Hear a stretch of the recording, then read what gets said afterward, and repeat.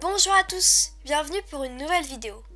Aujourd'hui, je vais vous parler de Rouge Rubis, Bleu Saphir et Vert Émeraude.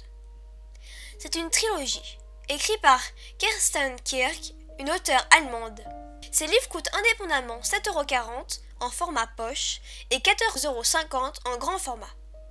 Il est édité aux éditions Milan.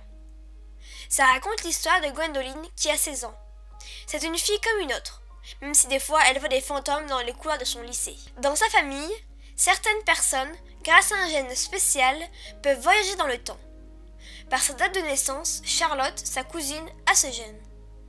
Il voyage dans le temps avec un chronographe, un objet qui permet de choisir l'époque, la date et l'heure dans laquelle on veut aller.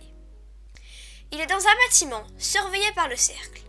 Le cercle, ce sont les personnes qui peuvent voyager dans le temps et qui entraînent les personnes nouvelles dans ce domaine. Elles doivent apprendre à se comporter en adéquation avec les époques qu'elles visitent. Il leur enseigne le violon, l'histoire, les langues et plein d'autres matières. Le cercle dirige et voyage dans le temps. Sauf qu'un jour, Gwendoline est prise de vertige et s'évanouit. Quand elle se réveille, tout semble bizarrement vieux. J'ai adoré cette trilogie. Elle est un peu compliquée à des moments et c'est un peu long, mais l'histoire est vraiment originale.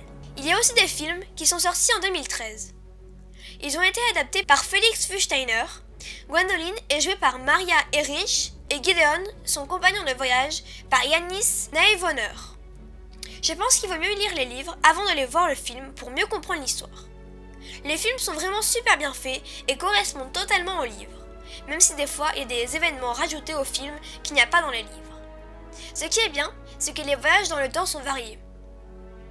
Il y a un peu de suspense et quand on croit savoir quelque chose, il y a un retournement de situation.